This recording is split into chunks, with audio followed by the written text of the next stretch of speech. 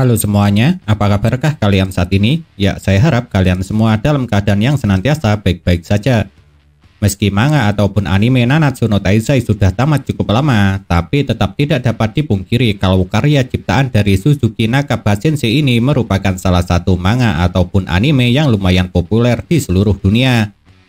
Dan kepopulerannya dapat dilihat dari animenya yang bisa terus rilis sampai mencapai season keempatnya. Bahkan sekarang sequel dari Nanatsu no Taizai juga telah rilis. Dan sequel tersebut mendapat judul Nanatsu no Taizai Mokushiroku Neon Kishi. Tapi meski sekarang sequel dari Nanatsu no Taizai sudah keluar, saat ini saya tidak akan membahas mengenai masalah tersebut. Melainkan saya akan membahas tentang Nanatsu no Taizai yang telah tamat. Atau lebih tepatnya, pada kesempatan kali ini saya akan membahas serta membuat daftar terbaru mengenai urutan kekuatan dari yang terlemah sampai yang terkuat dari 7 anggota Nanatsu no Taizai menurut versi saya. Seperti apakah urutannya? Dan apakah alasan saya kenapa menaruh mereka pada urutan tersebut? Apakah kalian penasaran? Kalau kalian penasaran, tonton saja video ini sampai habis.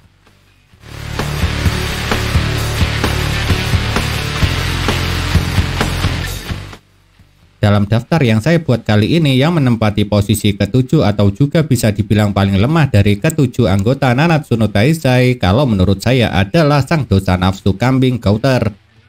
Pastinya kalian sudah sangat mengenal karakter yang satu ini. Ya benar, Gouter merupakan boneka yang diciptakan oleh iblis salah satu anggota 10 perintah Tuhan yang namanya juga Gouter. Dan karena dia merupakan boneka, menjadi tidak terlalu mengherankan kalau pada awal diperkenalkannya Gouter terlihat tidak memiliki ekspresi. Bahkan apa yang dia katakan sama sekali tidak pernah memikirkan mengenai perasaan orang lain. Sebagai salah satu anggota Nanatsu no Taizai, tentu saja Gouter juga mempunyai sebuah senjata suci. Dan senjata sucinya bernama Herit yang merupakan sebuah busur kembar yang tercipta dari energi sihir.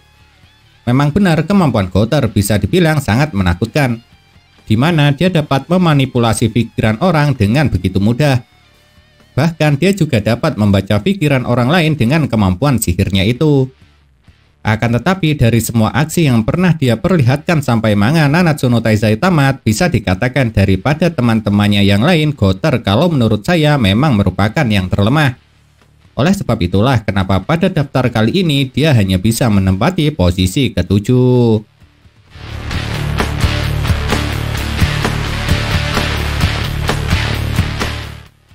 Yang menempati posisi ke-6 dalam daftar yang saya buat kali ini adalah Diane. Satu-satunya klan raksasa dalam kelompok Nanatsu no Taizai. Dalam ceritanya, Diane memang merupakan anggota Nanatsu no Taizai kedua yang diperkenalkan. Dan sang dosa kecemburuan ular ini saat pertama kali diperkenalkan juga diceritakan merupakan salah satu wanita yang mencintai Meliodas. Walaupun pada akhirnya dia sadar kalau cinta Meliodas hanya untuk Elizabeth seorang. Memang benar dalam hal kekuatan fisik, Diane bisa dikatakan merupakan salah satu pemilik kekuatan fisik terkuat dalam kelompok anggota Nanatsu no Taizai. Dan kekuatan fisik Diane semakin bertambah kuat setelah dia menguasai teknik tarian Droll. Pasalnya, teknik yang diciptakan oleh sang raja raksasa generasi pertama ini membuat Diane mampu meningkatkan koneksinya dengan bumi, sekaligus meningkatkan tingkat kekuatannya jika semakin sering dia melakukannya. Namun, kalau dalam hal kekuatan fisik Diane sangat unggul, berbeda halnya dengan kekuatan sihirnya. Soalnya, meski dia sering diperlihatkan bertarung, hampir semua serangan sihir yang dilancarkan oleh Diane tidak terlalu kuat. Bahkan teknik sihirnya juga bisa dibilang sangat sedikit. Oleh sebab itulah karena Diane bisa dibilang hanya unggul dalam hal kekuatan fisik, makanya kenapa saya cuma bisa menempatkan dia pada urutan ke-6 dalam daftar kali ini.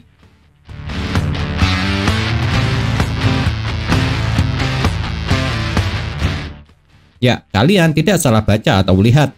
Soalnya kalau menurut saya Merlin memang lebih lemah daripada keempat anggota lainnya. Mungkin akan banyak yang tidak sependapat dengan pendapat saya ini. Pasalnya Merlin sejak awal diperkenalkan memang telah dikatakan sebagai seorang penyihir yang jenius. Dan hal itu adalah benar adanya. Karena pada dasarnya pengetahuan Merlin entah itu tentang sejarah sampai sihir memang sangat banyak sekali. Dan hal tersebut bisa terjadi tidak terlepas lantaran dia suka meneliti serta belajar serta sekaligus merupakan seorang putri dari Belia Lwyn. Kalau ditanya seberapa banyak teknik sihir yang dimiliki oleh Merlin, saya cuma bisa bilang jika sihir yang dia kuasai dan pernah digunakan sangat banyak. Dan karena dia juga merupakan seorang peneliti, Merlin pada akhirnya juga memiliki banyak sekali item sihir. Yang item sihir itu sangat berguna sekali. Tapi meski item sihir serta teknik sihir Merlin sangat banyak, entah kenapa daya hancur dari serangannya tidaklah sekuat keempat anggota Nanatsu no Taizai yang belum saya bahas. Karena seingat saya di dalam setiap pertempuran Merlin hanya selalu menjadi seorang pendukung saja.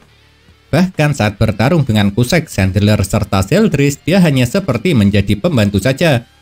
Karena yang berperan aktif adalah Escanor serta Ludociel yang tengah menggunakan tubuh Margaret.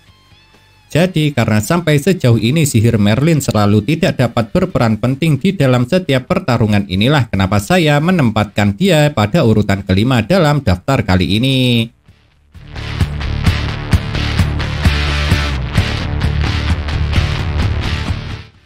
King atau bisa disebut juga sebagai Raja Peri Harlequin merupakan anggota Nanatsu no Taizai yang kalau menurut saya sangat pantas menempati posisi keempat dalam daftar kali ini. Bukan tanpa alasan, karena dia yang merupakan seorang raja dari klan peri pastinya merupakan klan peri terkuat. Lantaran tidak mungkin juga peri lemah akan diangkat menjadi seorang raja. Dalam cerita Nanatsu no Taizai, King adalah anggota keempat yang diperkenalkan. Dan jujur saja banyak alasan kenapa King bisa menempati posisi keempat dalam daftar anggota Nanatsu no Taizai terkuat. Pertama, karena kekuatan senjata suci yang dia miliki. Sebab seperti yang kalian tahu sendiri, senjata suci milik King yang bernama tombak Castival tersebut dapat berubah bentuk menjadi 8 mode. Dan dalam salah satu modenya yang bernama Sunflower, King dengan senjata suci Castivalnya dapat melancarkan serangan sihir super kuat yang memiliki daya rusak amat parah. Lalu alasan kedua kenapa King pantas menempati posisi keempat adalah lantaran setelah sayapnya tumbuh dengan sempurna, kekuatan King meningkat sangat pesat. Bahkan saking kuatnya, King sampai dikatakan sebagai Raja Peri terkuat sepanjang masa oleh Gloxinia. Padahal seperti yang kalian tahu sendiri, kalau Gloxinia juga merupakan seorang Raja Peri. Maka dari itulah kenapa saya menempatkan King dalam urutan keempat dalam daftar Nanatsu no Taizai terkuat.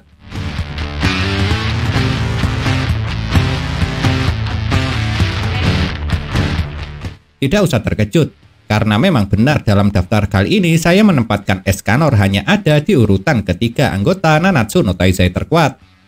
Escanor bisa dibilang merupakan satu-satunya manusia normal dalam kelompok Nanatsu no Taizai. Soalnya meski Ben serta Merlin juga adalah manusia, namun mereka berdua sudah bukan lagi manusia normal. Makanya tidak mengherankan kalau Escanor berani mengklaim jika dirinya merupakan manusia terkuat.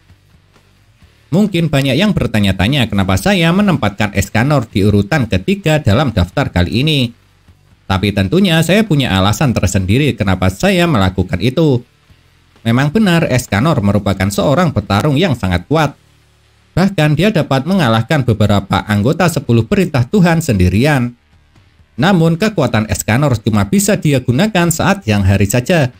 Sebab ketika malam hari dia akan berubah menjadi pria tua biasa tanpa kekuatan.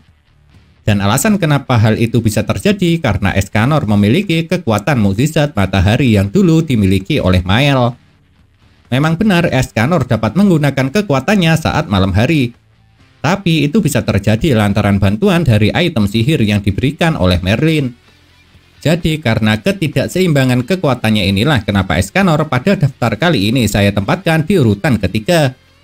Soalnya dia akan menjadi sangat kuat ketika tengah hari saat matahari tepat berada di atas kepala, tapi akan menjadi sangat lemah di kala matahari terbenam dan malam tiba.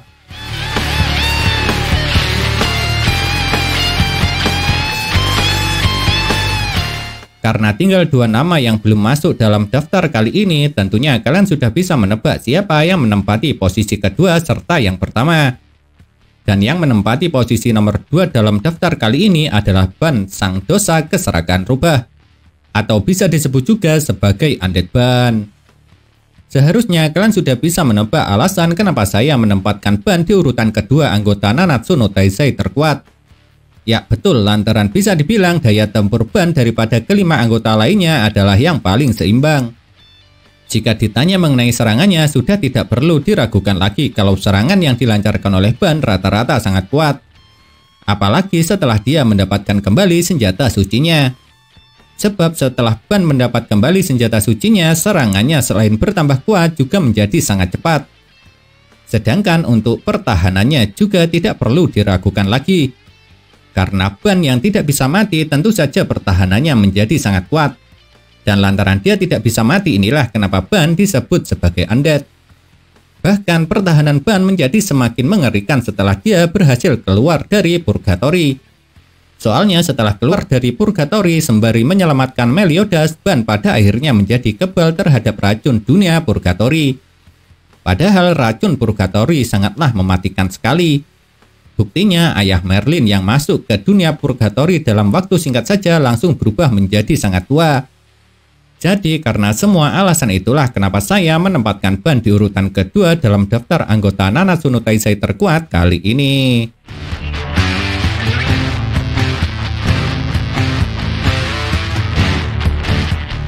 Dan akhirnya sampai juga kita pada urutan pertama dalam daftar kali ini. Ya betul sekali, yang menjadi anggota Nanatsu no Taizai terkuat tidak lain tidak bukan adalah sang kapten dari kelompok ini, yaitu Meliodas. Sang putra tertua dari Raja Iblis, kakak dari Zeldris, sekaligus kekasih dari Elizabeth. Seharusnya tidak perlu diperdebatkan lagi alasan kenapa Meliodas menjadi yang terkuat. Karena selain dia merupakan karakter utama dalam manga ini, kekuatan Meliodas memanglah sangatlah dahsyat. Buktinya bisa kalian lihat sendiri dalam setiap pertarungan yang dia jalani. Bahkan saking kuatnya meski dalam waktu singkat ketika kekuatannya kembali, Meliodas berani melawan seluruh anggota 10 perintah Tuhan sendirian. Dan selain itu, Meliodas juga pernah membuat KO Escanor di saat pertarungan mereka yang pertama. Padahal kala itu Escanor tengah dalam keadaan kuat-kuatnya. Sebab pertarungan mereka terjadi pada waktu siang hari. Dan apalagi setelah mendapat kekuatan dari Raja Iblis, kekuatan Meliodas sekali lagi juga meningkat sangat pesat. Jadi seharusnya dengan semua fakta itu saja sudah sangat membuktikan jika Meliodas adalah anggota terkuat dari kelompok Nanatsu no Taizai. Nah itulah yang dapat saya bahas serta sampaikan mengenai urutan kekuatan dari ketujuh anggota Nanatsu no Taizai.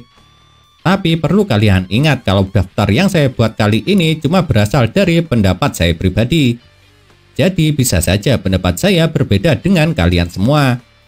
Oleh sebab itu, jika kalian memiliki pendapat yang berbeda, jangan sungkan-sungkan untuk menuliskannya pada kolom komentar. Pasalnya, komentar kalian itu bisa menjadi bahan referensi bagi saya ataupun teman-teman lain yang membacanya.